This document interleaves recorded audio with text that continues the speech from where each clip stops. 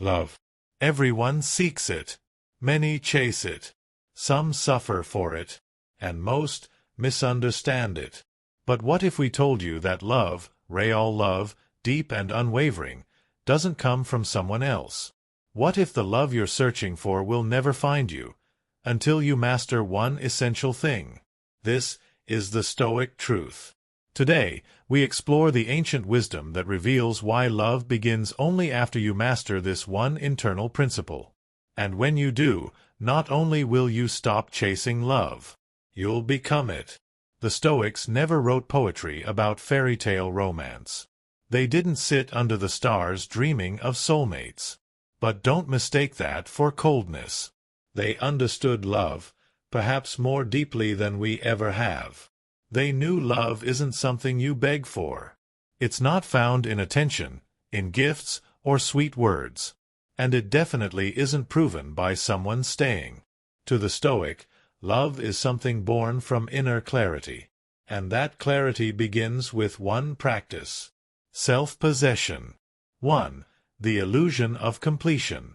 From a young age, we're taught the myth of the other half. That we're incomplete until someone finds us. That love is the great fix. The cure for loneliness. The thing that makes life finally make sense. But the Stoics would raise an eyebrow at this idea. They'd ask, if you are not whole on your own, what exactly are you offering to another? Marcus Aurelius wrote, if you are distressed by anything external, the pain is not due to the thing itself, but to your estimate of it, and this you have the power to revoke at any moment. We suffer in relationships, not because of what others do, but because of our internal dependence on their actions for our emotional balance. We're not seeking love. We're seeking relief. And that's not love, it's escape. 2. Love without need. Real love, Stoic love, begins when you no longer need it to feel alive. Epictetus said, he who is not master of himself is not free. When your self-worth depends on being loved, you are a slave to affection. You bend. You beg. You perform. You suffer. But when you are rooted in yourself, love becomes something you offer, not something you demand. You don't grip it. You give it. And ironically, this is when people are most drawn to you. When you radiate peace, instead of hunger. 3. The mastery of stillness. Stillness is not loneliness. It's where the Stoic cultivates their power. Seneca advised, associate with people who are likely to improve you. And sometimes, that means being alone. In solitude, we uncover what we really think. We confront our fears. We sharpen our values. You master stillness when you stop filling the void with noise and start asking, who am I when no one is watching? What do I believe about love? About myself? What am I offering, not what am I expecting? Because a person who doesn't understand their own heart will always get lost in someone else's. 4. Love is a verb, not a transaction. The modern world treats love like a trade. You give me attention, I give you time. You flatter me, I reward you with loyalty. You fulfill my needs, and I stay. But the Stoics taught, do good, because it's who you are. Love, because it's your nature, not because someone deserves it or returns it. Marcus Aurelius said, when you have the power to benefit someone, why not do so freely, without seeking reward? This is powerful in relationships.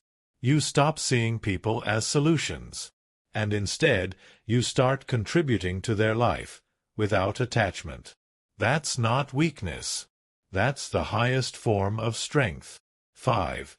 You must lose to understand. Let's not pretend this is easy. Loving without attachment. Giving without expecting. Standing alone with grace. It's hard. But the Stoics didn't avoid hardship, they embraced it. Every heartbreak is a mirror. Every rejection, a lesson. Every loss, a refinement. Because each time you lose someone, you find another layer of yourself. Seneca said, "Difficulties strengthen the mind, as labor does the body." So when love leaves you, don't collapse. Reflect, grow, sharpen, and rise stronger. 6. The inner flame. There's a flame inside you. It's not fueled by compliments, gifts, or validation. It doesn't flicker with someone's attention. And it doesn't die when they leave. This flame is self-respect, self-command, self-knowledge. The Stoics guarded this flame fiercely, because once you protect your internal world, nothing external can destroy it. Marcus Aurelius wrote, "Look well into thyself. There is a source of strength which will always spring up if thou wilt always look. Love that begins from this place is unshakable." 7. When you become the love. Here's the Stoic paradox. When you no longer chase love, when you no longer need it, when you are whole and free and grounded, that's when love flows to you. People are drawn to those who don't need them, to those who give freely, live freely, and love without losing themselves. Because in a world of desperation, calm is magnetic. In a world of noise, stillness stands out. In a world of seeking, a person who has mastered themselves is irresistible. Final, master this, and you master love. So, what is the one thing you must master before love truly begins? Yourself.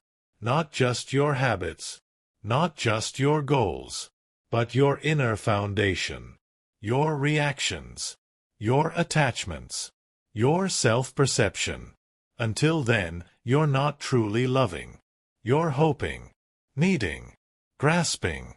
But once you master yourself, love stops being something you search for, and becomes something you embody. And that is when it finds you. To love only what happens, what was destined. No greater harmony. Marcus Aurelius. Let them come. Let them go. But never let them shake the love you've built within. Because that is Stoicism. Stoic Beyond Limits. Subscribe, like, share, watch next video.